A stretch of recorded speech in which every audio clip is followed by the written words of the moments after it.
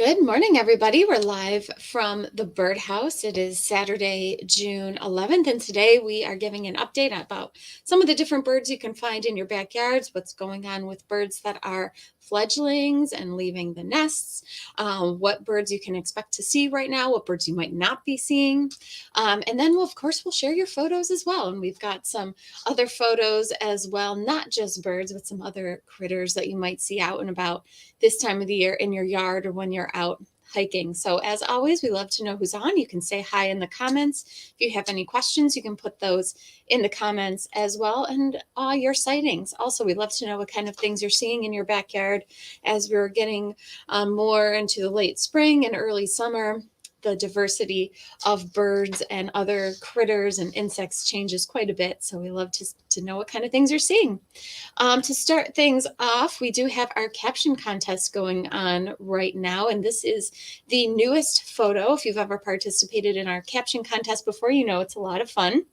In order to participate, you want to go onto our Facebook page, so onto the Birdhouse Facebook page, and the caption contest will be pinned at the top of the Facebook page. You'll see this photo of a red squirrel with a big nut there, and the way the contest works is you put in your best caption for this photo. So there is still one day left for you to participate in this caption contest.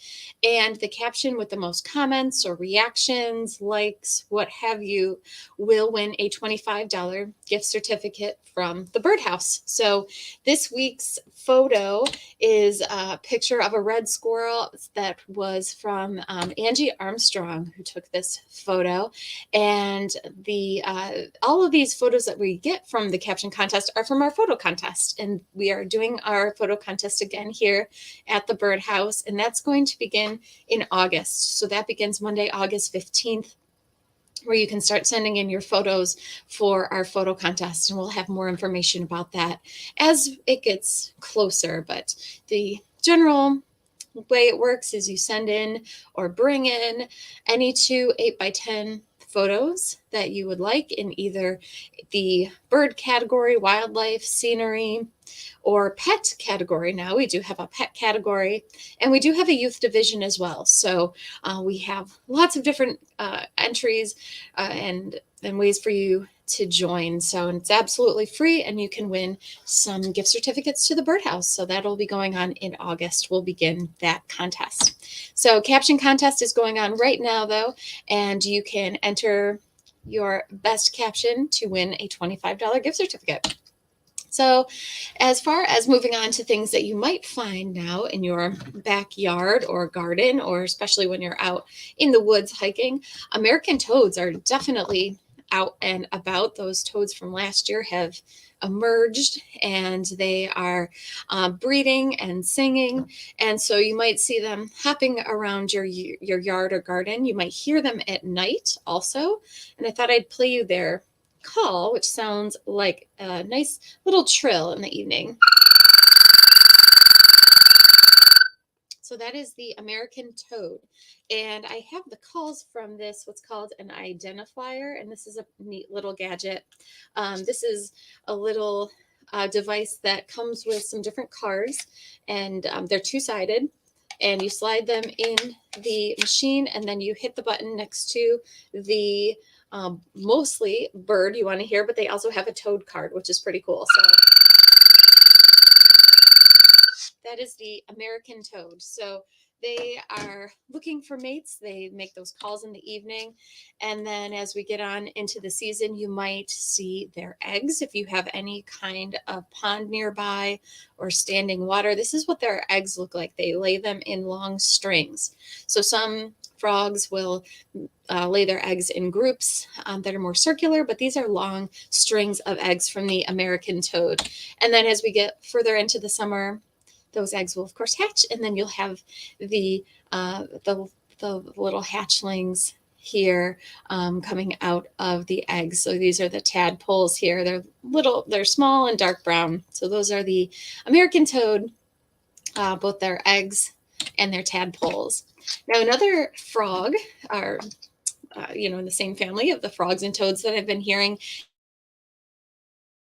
So this is our gray tree frog, and this is what they sound like. And I hear them calling sometimes during the day. So they sound kind of like a bird almost. So you might think that it's a bird, but it's actually a type of frog. So this is the green tree frog. Oh, that's the wrong one. Here it is. That's the green tree frog. So this is the gray tree frog. It's almost another type of trill, but it's going to be shorter than the American toad.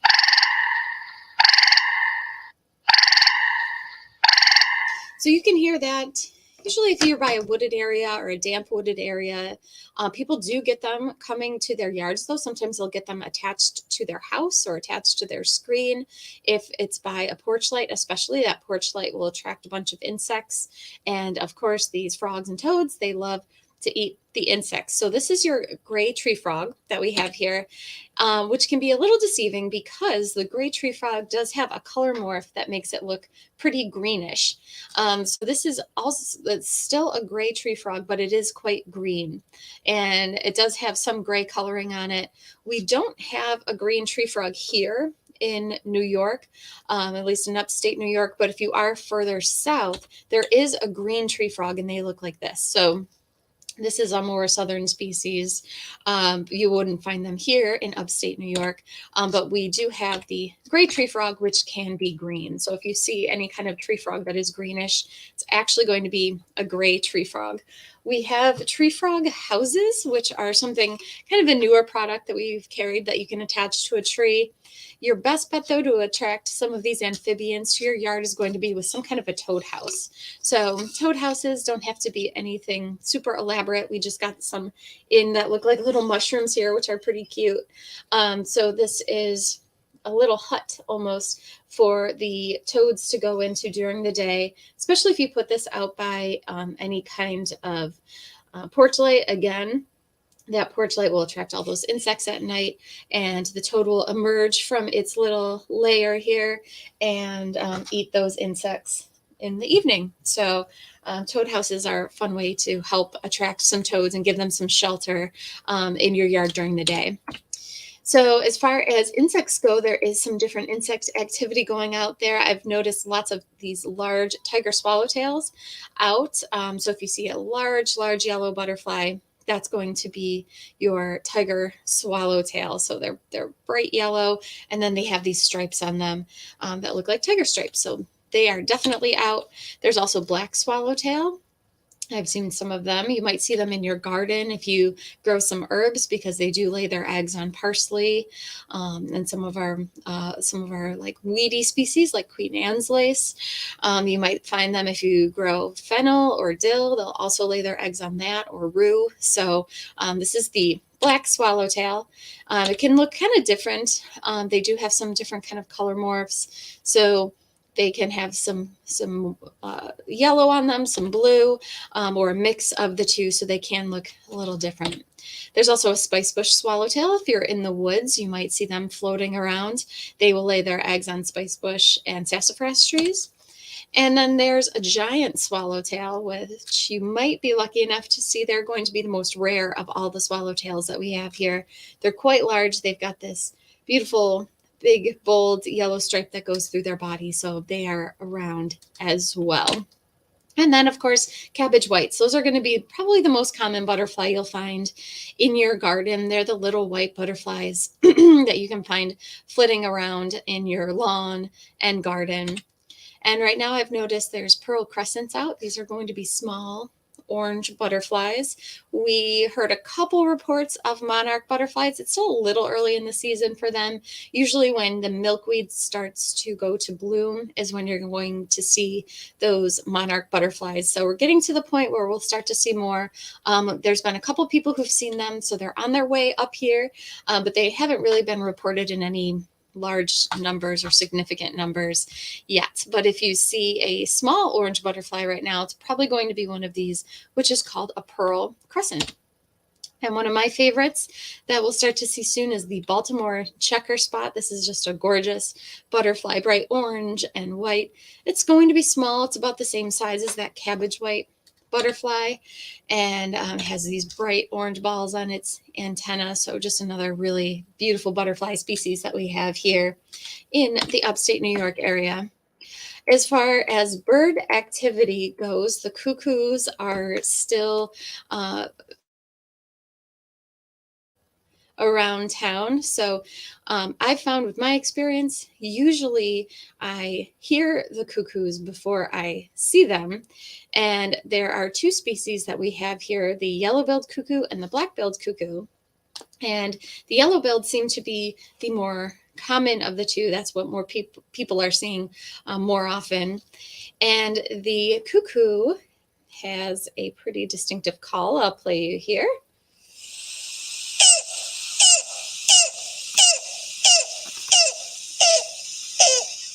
To me, it almost sounds like a squeaky toy, like a dog's squeaky toy. I'll play that for you again. This is the yellow-billed cuckoo.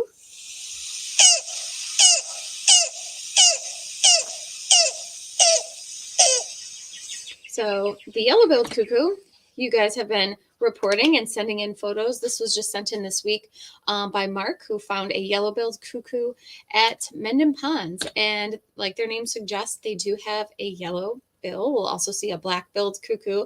So the yellow-billed cuckoo has a yellow bill. It also has quite a lot of white on its tail. So they've got a long tail, tend to have an upright kind of posture, and you can see those big white splotches on their tail. So that's a sure sign you've got yourself a yellow-billed cuckoo. So Mark just reported one at Mendon Ponds, and Bob has been sending in photos of yellow-billed cuckoo that he's been seeing in his yard. So there's several photos sent in from Bob of his yellow-billed cuckoo. Again, you can see that yellow bill, especially if they tend to be kind of high up in the trees. So if you're looking up to see them, you'll probably see the yellow that's on the underside of their bill there, and then those white, those big white splotches on their tail feathers. So that is your yellow-billed cuckoo.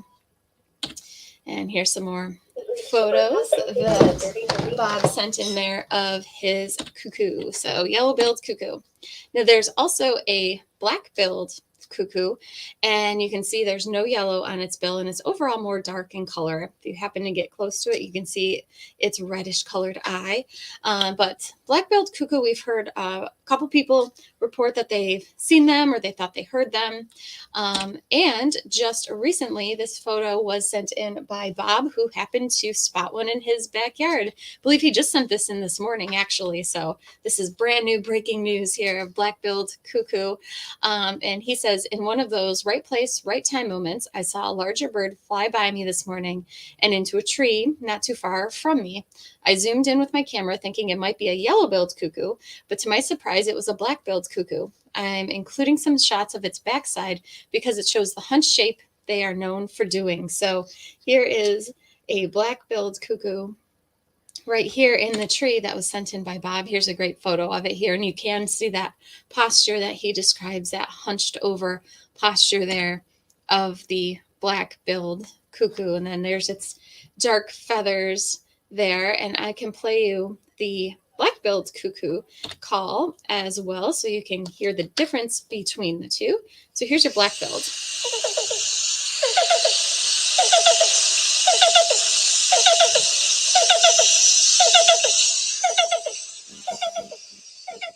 So their call is going to be more in a rapid succession than that of the yellow-billed cuckoo. So really cool sighting there. You just never know what might pop into your yard. That is the black-billed cuckoo. And then there's another photo where you can kind of see that hunched over posture there. And Baltimore Orioles, people are still reporting Baltimore Orioles coming to feeders. The activity as far as coming to the jelly and the oranges and the nectar seems to have decreased a bit, and for good reason. I'll show you why in just a moment. But Carol sent in these photos recently of some Orioles coming to her jelly feeders. So for some people, they are still getting Orioles in pretty good numbers. So if you're still having success with Orioles, I would definitely keep whatever you're feeding them out to keep them coming. Now this photo was just sent in by Chris, who says, I've been noticing the Oriole, who has a nest in our front maple tree, dive bombing crows and chasing red-winged blackbirds relentlessly for the past few days, and now I know why. I caught a glimpse of mom and dad feeding recently hatched baby or babies. And you can see in the photo here, this is a great picture. You've got the oriole nest here at the base. You've got the male here, and tucked away kind of in the leaves there is the female, and they are feeding the young. So what we've found out over the years is that the orioles seem to stop coming to feeders, or they're coming to feeders less once those babies have hatched. And the reason being, they're feeding them lots of insects. So instead of going to your jelly and the nectar and the oranges, they are on the hunt for insects for their young. So one thing we have found is that if you put out mealworms, and we've got the freeze-dried mealworms here, or we do have live mealworms, and the live mealworms are really what they prefer. If you put those out, that can encourage your orioles to keep coming. So if you do happen to have some kind of a feeder, an oriole feeder that has 2 cups in it, that's really nice too, because you can put the jelly in one of the cups and you can put the mealworms in another cup. That's a really good way to go. So that way you're giving them both options. So if you don't want to do the mealworm thing, to keep the orioles coming, you can still keep your jelly out. You might just want to do a little bit less of it, because ultimately, once the young have left the nest, which only takes a couple of weeks, the adults tend to bring those young back to the feeders where they were feeding from in the early spring. So don't be surprised if you have kind of a lull with your oriole activity, but then 2-3 weeks from now you might see it pick back up again, with not only the adults coming back, but the adults with their young, and they tend to bring them to the feeders. Grab a beak full of jelly, or grab some of the orange, and we'll feed it to their young, and the young will get used to coming back and coming to the feeders. So you'll see that happens later on in the season, is that those young will start coming back to the feeders as well. So don't be depressed if you haven't seen orioles coming to your feeders. You're not alone, but they will usually come back after 2 or 3 weeks or so, because the young aren't in the nest very long. They go from hatching to fledging in just about a couple of weeks. So it doesn't take long at all. So putting out some mealworms can definitely entice them to keep coming, though. And some other photos sent in from you guys. Here's an American redstart. So there are still some warblers out there that you can see. Most of them are really covered by the leaves that have come out on the trees, so it can be difficult sometimes to see them, but American redstart are definitely in the area. The yellow warblers are still singing, and they are still quite common, and you can see them quite easily. Another one, common yellowthroat. They're another prolific singer. They sing and sing. And so these warbler photos were sent in by Mark, who saw these at Mendon Ponds. And he also had that first yellow-billed cuckoos photo that we were looking at as well. So Mendon Ponds had some really good diversity there, including this Carolina wren. And I love this photo because it shows really what they are known for. They are known to sing and sing and sing. And so here's the Carolina wren singing its heart out. And people are reporting Carolina wrens still using houses, but more often than not, house wrens right now are nesting in some of those wren houses. And we'll see some of that activity coming up here as well. Speaking of nesting and nestlings, here's some more photos sent in by Mark, who saw these pileated woodpecker chicks at Tinker Nature Park. So they're pretty fun if you happen to be able to spot them when they stick their little heads out of the tree begging for food from their parents. So here's some pileated woodpeckers that were spotted at Tinker Nature Park. So there's the young right there. So they're looking pretty big. They're getting pretty big. You can know that you have a juvenile at your feeder. Usually they tend to be the same size as the adults, but they look all disheveled. So we'll see a photo of not a pileated, but a downy woodpecker later. That's a juvenile, so you can kind of see what they look like. Here's another pileated woodpecker photo. This is from Mendon Ponds, and Mark says, walking the trail at Mendon Ponds, and it looks like a downed tree or stump there that the pileated woodpecker is really working on to get some bugs out of that stump. So more pileated woodpecker activity, and they do come to feeders, especially if you have a feeder like this. This is a paddle tail woodpecker feeder, and you can see it has that projection on the base. And the reason for that is the woodpecker will use that projection to prop its tail up onto, so it gives them some stability and they can easily feed upright when they're clinging onto the suet cage. Without that, they kind of flop around on it, especially these big woodpeckers like the pileated and the red-bellied and the flicker. So this is your pileated woodpecker, and this is coming to a suet feeder that this is another photo sent in by Mark, and he says, heard the pileated really close by and went outside to see where it was. I never had the pileated at the suet feeder before. It would peck and peck away and then do its laughing call, as I say. So some more pileated woodpecker activity. And if you see a bright flash of red that turns out not to be a cardinal, it's probably going to be one of these. There's scarlet tanager out and about right now. They are even red than the cardinals, if you can believe it. They're a really, really bright red, and then they'll have these black wings. So our two bright red birds are going to be the cardinal and then the scarlet tanager. And scarlet tanager is a migratory bird.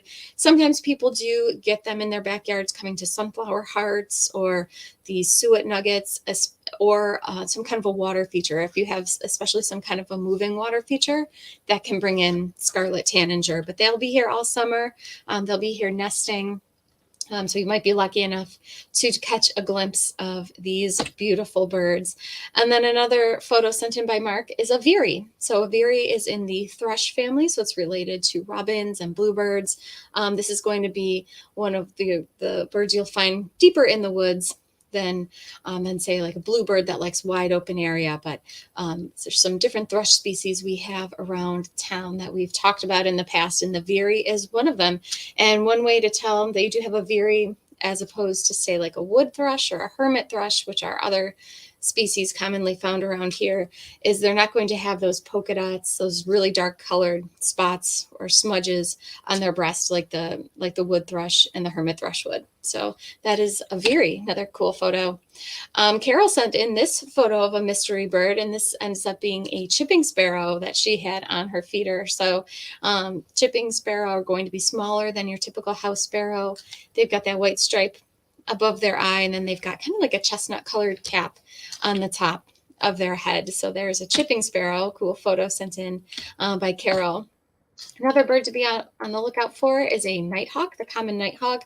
There's been some sightings of them flying. Usually they're more of a nocturnal bird, but you can sometimes this time of the year see them flying during the day. So sometimes even in groups. So if you see something with kind of long, thin wings that have these white splotches on them, it's probably going to be your common nighthawk. So something to be on the lookout for.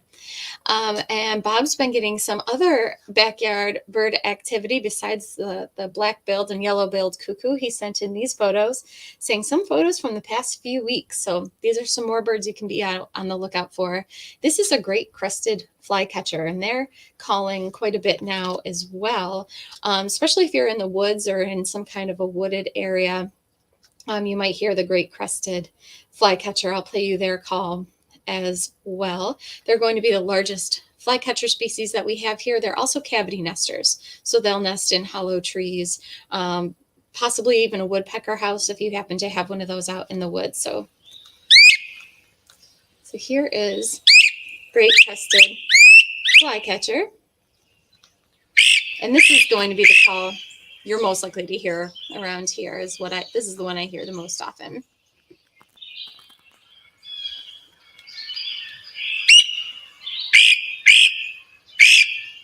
So that is your great crested flycatcher, and they're definitely out and about and definitely calling. I've been hearing quite a few of them recently. So great crested flycatcher, definitely around. Here's a house finch, which I've been getting at my safflower seed at my feeder. My safflower log attracts a whole bunch of house finches, so they are definitely out and about.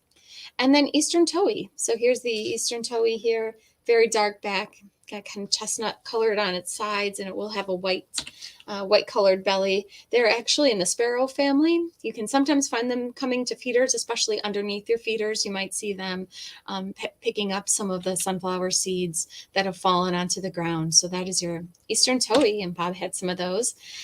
Indigo bunting, still looks like he's seeing some indigo bunting activity, and I'll show you at the end of the broadcast some of the other amazing indigo bunting photos that Bob had sent in weeks past. But indigo buntings will sometimes come to feeders as well. They tend to like the smaller seeds, so millet. They'll eat Niger. If you have sunflower hearts out, you might just be able to get these really gorgeous bright blue indigo buntings. And then another type of bluebird we have, of course, is the eastern bluebird, cavity nesting species. That especially if you're by wide open areas, they really like that kind of habitat. So wildflower meadows, farm fields, that's going to be your best type of habitat to see the eastern bluebird. And not a bird at all, but this is a great photo of an eastern cottontail. You can kind of see how they get their name. Um, this is a photo here that Bob also sent in, and just like the white-tailed deer do, they flash that white tail when they are running away. It's a sign of distress or danger. Danger is around. Now this looks like to me a juvenile here. The red-bellied woodpecker, it just looks kind of disheveled. It's not, the colors aren't bright like they normally would be. If you look at its head, the feathers on the head seem just kind of all disheveled. So here's a red-bellied woodpecker. My best guess is that this is a juvenile. And then here is a northern flicker, another type of woodpecker species here. And ruby-throated hummingbird. People are getting ruby-throated hummingbirds coming to their backyards, coming to their flowers, their fuchsia, and other plants as well. So be on the lookout for them. They're still definitely coming to feeders, and you can always make your own nectar for them if you choose to. The recipe is 1 part sugar to 4 parts water. You just want to make sure you boil that water, add the sugar, let it cool. You don't want to add any food coloring. It's just not known if that food coloring can harm the birds in any way. So having your nectar clear is absolutely fine for the hummingbirds. And of course, we do have pre-made nectar if you are looking to kind of make it even more simply. We've got nectar you can just pour right into the feeders. We do have concentrates you just add water to, and those are really simple as well. And if you are feeding hummingbirds, you want to make sure to keep that nectar fresh. So you want to refresh that nectar and clean your feeder every few days. And if you're not able to do that, we do have a product called Feeder Fresh Nectar Defender. And the idea with this is you add a little bit of it to your nectar. It can be hummingbird nectar, it can be oriole nectar, butterfly nectar, and it'll keep it fresh for more like a week or 10 days. It's just natural micronutrients that will prolong the life of your nectar. If you're getting ants coming to your hummingbird feeder, we do have ant moats, those little cups that will hold water, and they make it so the ants can't cross that barrier to get down to the feeder. We also have the gel back in that smells, it almost smells like cinnamon, and you can put a little ring around either the feeder itself or the pole that you have your hummingbird feeder on, and the ants won't penetrate that little gel barrier. They just don't like that smell. There's something about it that keeps them away. So we do have different ways to keep the ants out of your nectar as well. Here's a photo of an American robin, looks like singing its little heart out here, also sent in by Bob. And an eastern phoebe. So we saw the great crested flycatcher. This is another type of flycatcher called a phoebe, and they are also out there kind of calling and being quite vocal. And their call sounds like they're saying their name. It sounds like they're saying Phoebe. And I'll play you their call too. It's a good identifier.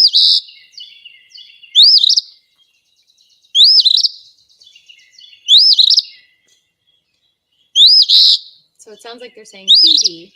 So that is the eastern phoebe, another type of flycatcher that you can find here in the upstate New York area.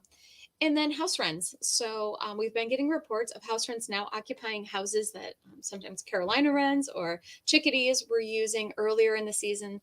They have fledged and left, and now house wrens seem to be using those cavities right now. So all the better reason to, as soon as you know that the young have fledged from a house, clean that house out, make sure that the nest is gone, because birds will sometimes reuse nests or build on top of an old nest. But the more they do that, the more prone they could be to, having mold inside that house or have some kind of a nest parasite. So if possible, it's always good to clean out that nest box as often as you can. But house wrens are definitely nesting right now, bringing nesting material into houses, and they probably got some eggs in there too. So here's another photo sent in by Bob of the house wren. And here are the downy woodpeckers. So here's what a juvenile woodpecker looks like. So the adult is next to it here. We've got the adult male, and you can tell it's a male because of the red on the back of its head. But the juveniles just look like, sometimes it just looks like they haven't grown into their beaks yet. Their feathers sometimes aren't as long. So even though their body is about the same size as the adult, their feathers are kind of stumpier sometimes.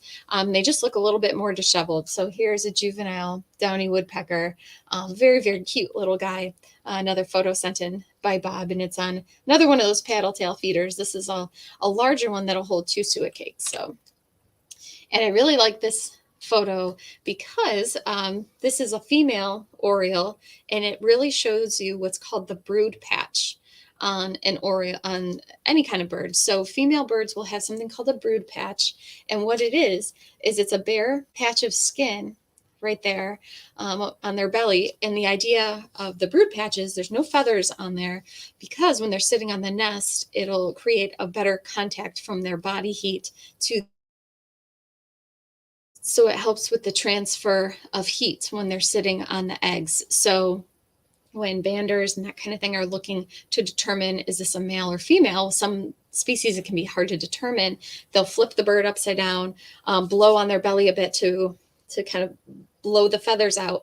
And if there's a bare patch on its belly, they know it's a female. So this is a fantastic photo showing the brood patch there of an oriole. So that is a mother oriole right there. So fabulous photo showing that right there. So, and there she is going for the jelly. So she's still going strong on the jelly. So great photo there of a female oriole. And for those of you who've been keeping track of the chickadees nesting in Chris's yard, in the stump in her yard, they have fledged. So here are the baby chickadees. She says the baby chickadee finally fledged on Tuesday, and I was lucky enough to see it happen. The parents were coaxing it out by making lots of noise and holding some food out of reach. It finally squeezed out of the hole and then hung out by the patio for a while, and then took off to the larger trees. So exciting to see. So this is such a cute photo here that I'd zoom in on it a bit just to show you the little baby chickadee there. Again, it just looks like it hasn't really grown into its beak. And look at its feathers. It's got those little stubby feathers, especially its tail feathers there. It's not uncommon to see birds like this sitting on the ground for a couple of days after they fledge. That's totally normal. And we get a lot of calls about that this time of the year, that there's, a small bird on the ground. As long as it looks healthy and it doesn't have any kind of, damage to its eyes or anything like that, should be totally fine. They normally feed off the ground for a couple of days. Their parents, usually once they've left the nest, will still come and keep feeding them for a couple of days until they ultimately will fly away. So super, super common and normal to see a young fledgling like this on the ground right now. You might see blue jays this time of the year. You might see some small sparrows on the ground. Mourning doves soon we'll see. So super common to see right now this time of the year. But here are some fledgling chickadees. So cute. So I'm so glad Chris was able to send these photos in, because what an adorable little guy. And here's some more photos. Looks like it went, the chickadee flew up there to a little tree she has in her yard. And then here's the parent with some kind of a caterpillar, and then the juvenile is down below. So again, these parents are feeding the nestlings all kinds of the nestlings and fledglings, all kinds of insect material, especially that soft body type of insect like caterpillars. And that's the reason why they're coming to mealworms so often this time of the year. It's feeding them all kinds of different insect protein. And here's another photo of a fledgling there. Again, it just looks like sometimes their beaks look huge, like they haven't quite grown into them yet. So really fun photos. And these are some earlier photos sent in of the parents coming and going from the tree stump. So you can see that there. Other babies you'll see right now, mallard babies. This was a photo sent in by Karen, who had mallard family there on Canandaigua Lake. Lots of little babies. We've gotten reports of wood ducks swimming around with their babies as well. So lots of little duck babies are out there right now. And here's some photos that our own Steve, who works here at the store, sent in of this bird here. So this is a killdeer that he actually saw in a parking lot. And it's really not uncommon to see that this time of the year, or any time of the year really, the killdeer are known to just lay their eggs on rocks, and a lot of the times they will do that in parking lots. And not only was the adult there, but look at this, there was a little baby as well. So he happened to see both the adult and one of the juveniles there, just in a parking lot. You never know what you might find. So some killdeer babies are out there as well. And then these are some more indigo bunting photos I thought I would show you, because they will come to feeders sometimes. Some people are reporting them in their backyards. Here's a photo of a female indigo bunting. So earlier we saw that bright blue indigo bunting that Bob sent the photo in of. This is what the female looks like. She's so much more brown, a little bit of blue on the wings. And this is a photo of her with some nesting material. And then here's some more, here's the photos from a couple weeks ago that Bob was able to capture. Lots of different indigo buntings that he was getting in his yard. And he had he had a whole bunch of them coming all at once. Several different indigo buntings all at the same time happened upon him. So lots of different indigo bunting photos here. And here they are, seed mix. So they do like the finch favorite. If you're familiar with that, it's a mix of Niger and ground up sunflower hearts. Not only is it great for the goldfinches, but the indigo buntings will eat that as well. So this is a cute photo of the finch kind of peering around the feeder there. So it's eating that finch favorite mix. So, and then here's another picture of not only the male, but the female. So you can kind of see the differences between their plumages. The female is very brown and that male's bright blue. So thank you guys for watching. If you have any questions, you can absolutely put them in the comments, or any kind of comments you might have. Bob, who had all these indigo bunting photos, is on. He says, good morning. Very exciting to start the day by seeing a black-billed cuckoo. Also captured a few photos of a yellow warbler and a chipmunk. Yesterday, I saw a cedar waxwing grabbing some nesting material. Saw some downy woodpeckers feeding some young at the suet feeder also yesterday. And of course, the orioles and catbirds are eating so much jelly, I'm filling the feeder twice a day. So Bob is still getting that oriole activity coming to his feeder. And we do have plenty of birdberry jelly still in stock if you're looking to give your orioles best of the best. It is a mix of grape and blackberry, which they absolutely love. And there's no preservatives or artificial flavoring or anything like that in it. Also on is Lynn, and she says, my orioles are back. I haven't been able to keep the jelly feeder full, but today the male was going after the mealworms. So sounds like Lynn is seeing some of that behavior of them switching from going for the jelly to going to the mealworms as well. So interesting. It's right about this time of the year where we start to see that happening quite often.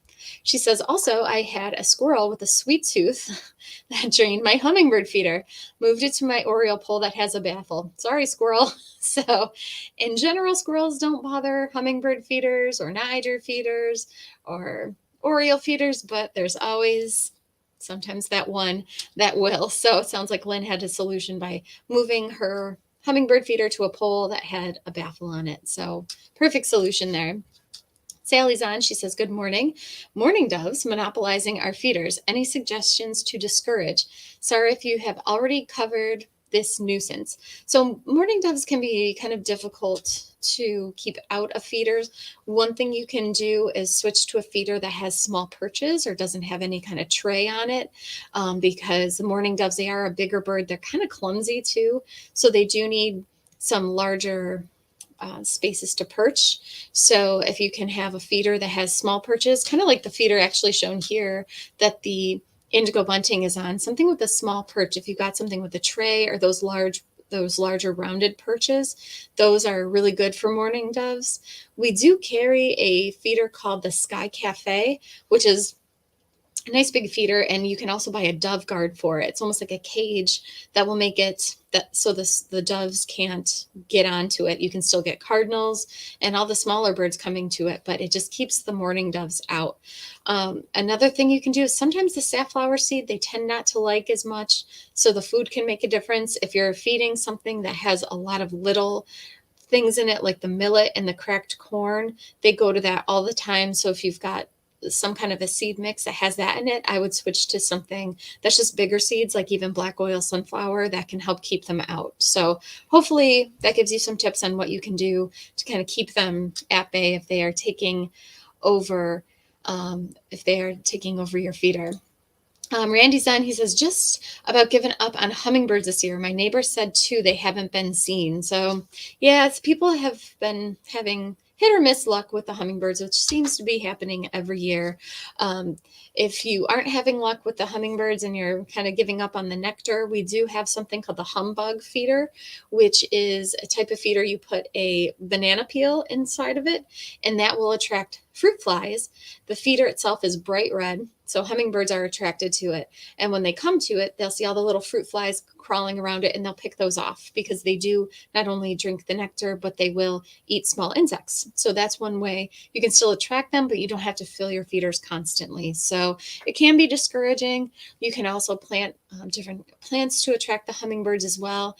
It seems like they come to the feeders quite early in the spring. So early spring through, the summer when the plants really start to bloom. The hummingbirds tend to come to the plants a little bit more, but we're still kind of in that phase where they're coming to feeders quite often because not all of the plants that they naturally feed from are all in bloom. There's definitely some out there, but they use those feeders as a nice supplement. So it is discouraging. Another thing you can do is put that feeder fresh in your feeders so you don't have to do as much upkeep, and that can any come to my yard that I've seen actually. So I know they're around there, but I just haven't seen any yet. So that looks like everybody's comments and questions. Oh, Randy says neighbor has the humbug feeder. I'll give her a banana today. Oh, what a nice gift. So yes, if your friend or family member has a humbug feeder, now's the time to give them a banana. So it looks like that is everybody's comments and questions for today. We'll be back on Tuesday where we're talking about bird seed and all the different types of seed and blends and food for birds and what the differences are between them, because there are definitely differences in the types of seed and what will attract what kind of birds. And we've gotten lots of requests for a topic like this, so we'll be back on Tuesday talking all about bird seed. Until then, enjoy your birds. If you have photos, you can absolutely send them in. Same with questions, and we'll be back on Tuesday with another broadcast. Have a great weekend. Bye-bye.